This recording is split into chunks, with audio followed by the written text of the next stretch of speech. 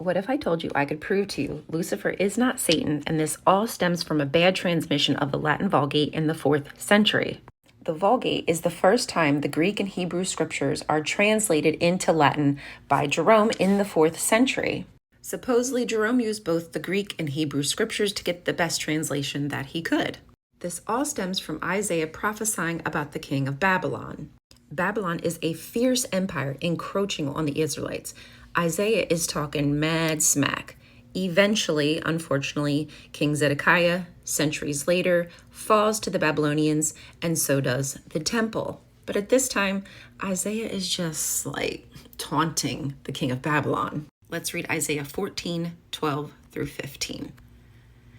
How you are fallen from heaven, O morning star, son of dawn. How you are cut down to the ground, you who laid the nations low. You said to yourself, I will ascend to heaven. I will raise my throne above the stars of God. I will sit on the mount of assembly, on the heights of Zaphon. I will ascend to the top of the clouds. I will make myself like the Most High. But you are brought down to Sheol, to the depths of the pit. Some of this poetry is reflecting on an ancient Ugaritic text called the Baal cycle. If y'all could just understand exactly what Isaiah is pulling off in the scripture, you would totally see how bananas and amazing it is, and so much better than a whole Lucifer story. In the Baal cycle, there is a god named Atar. Atar is given kingship. When Atar sits in Baal's throne, because Baal is dead at this moment and everything's a drought, Atar sits in Baal's throne and realizes he is far too small. So he comes down to earth to rule.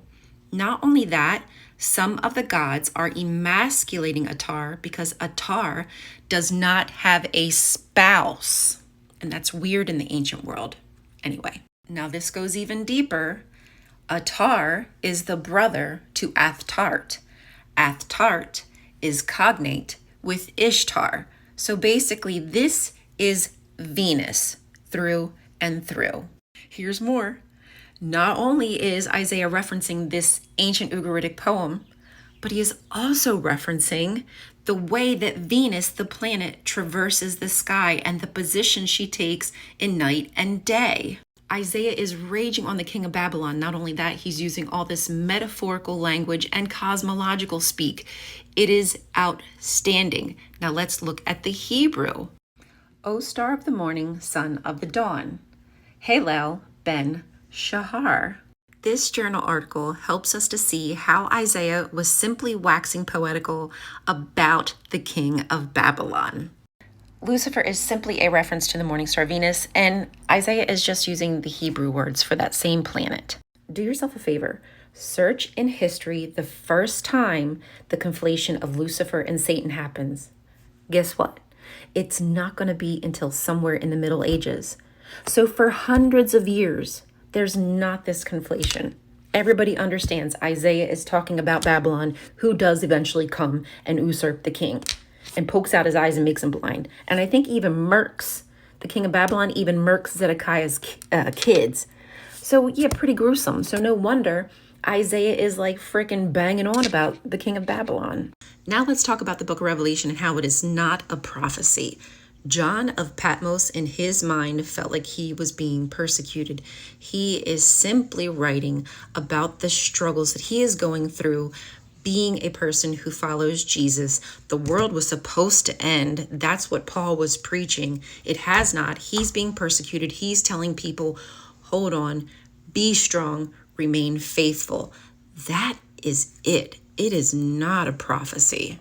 Again, the name Satan is just a title, and it means something like opposer, adversary, or it could even mean something like a mercenary doing all the dirty work for Yahweh. And every time he is pictured in the Hebrew scriptures, he is doing something for Yahweh with Yahweh's approval. And that, I believe, is the reason that Christianity needed to come along and develop him into an evil character, because they do not want to put all the bad shit that happens in this world in Yahweh's hands. They don't want him to have to take the blame.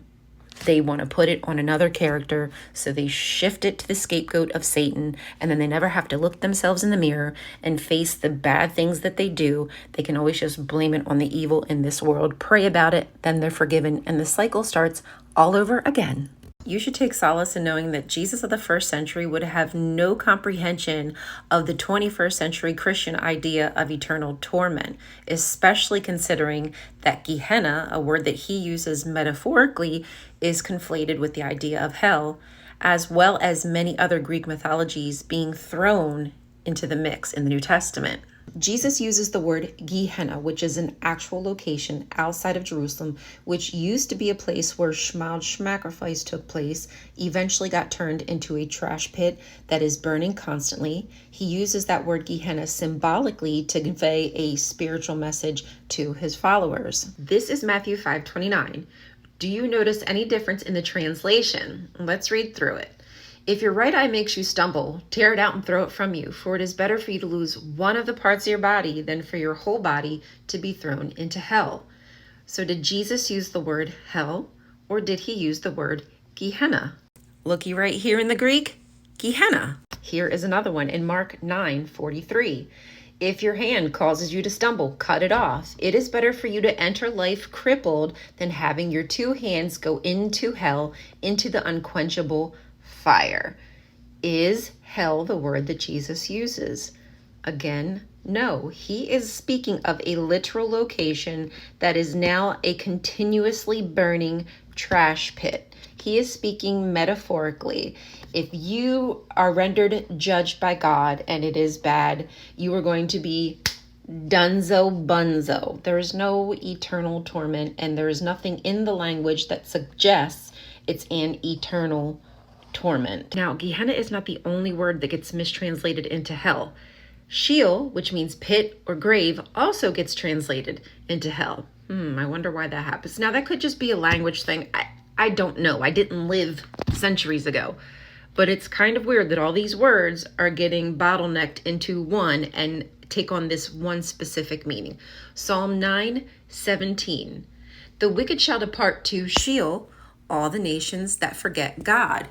But look here, some of the translations turn Sheol, which is a pit of darkness, of nothingness, of where you go when you die, and turned it into hell, which has a different connotation. And it happens time and time again with Gehenna and Sheol being conflated with one word, hell. And we haven't even gotten to Hades yet. If Hades sounds familiar, that's because it is an ancient Greek god.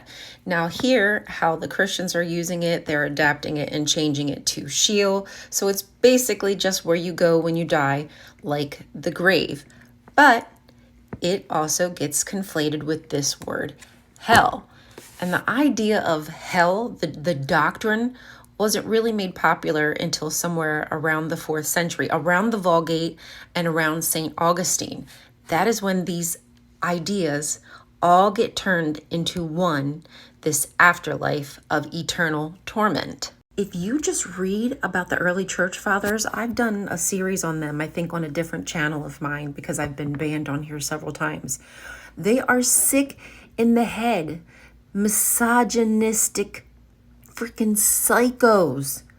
And these are the ones who have created the doctrines that Christians today follow, which would be nothing. That's why I say Jesus would be like, what the F are you talking about, eternal torment? The hell? I was speaking metaphorically. I was looking at a trash dump and speaking metaphorically. You don't want to go into the trash dump because if you do, you're going to die. And you don't want to die. Oh, damn. I just realized we haven't even talked about Tartarus. I think Tartarus is mentioned in one of the Peters. And those books, y'all, I don't get into too much of the New Testament because it's just so late. It's just such a later development. Again, it gets further and further away from what Paul would have understood Jesus' followers to be, what Jesus would have understood. So I don't get too much into it. But Tartarus, again, is another ancient, like primordial god of the under like the down underworld. And this becomes the place in Christian mythology where evil entities, I guess, that oppose Yahweh get sent to be destroyed. It's not a place for humans anyway, so it's nothing anybody should be worried about, even if Tartarus was real. That's for the divine beings. It's not for humans. So yeah, it's just a whole whitewashed idea, hell. I say whitewash, it's a burning wash. You need ointment for that. But what I mean is that Sheol was one idea, Gehenna is another idea. Like, these are all different ideas that are being turned into one, because then they can create this doctrine of fear to keep you inside of a religion that is tormenting people. That's it. It's tormenting people. Be free. Sorry, I bet you thought that was going to be it. Gotcha, bitch. Also, that is one of the reasons why I say monotheism isn't real. Like, you cannot build your religion off the backs of other ancient polytheistic religions and then be like, turning your nose up going, they're not real, they never existed, those aren't real gods. Excuse me, you just built your whole damn doctrine off of one, so what are you talking about? Hades isn't real. Isn't that one of your goddamn doctrines? Were you not inspired by another god? Hello? Oh, sorry. I get excited, but do you see what I mean? You wouldn't have your religion today if it were not for these other really super cool ideas. So just accept it, acknowledge it. We're just asking for you to acknowledge what you dang done took it, or borrowed, adapted, whatever you want to call it. I'm going to shut up now. I said too much. Yeah, the Bible does call Satan a god, but when I call Satan a god, I am saying he is a full-fledged God with power, that of which rivals Yahweh, and he has his own agency, makes his own decisions. When Christians refer to Satan as a god, they believe that ultimately Yahweh has authority and is eventually going to take that back from Satan and this evil, wicked world that he rules. What a cop-out. Now, I am a non-believer, strictly viewing this from a mythological viewpoint in the context when these stories were written. And I'm going to compare two Bible verses that will hopefully maybe give you a better viewpoint of what I see.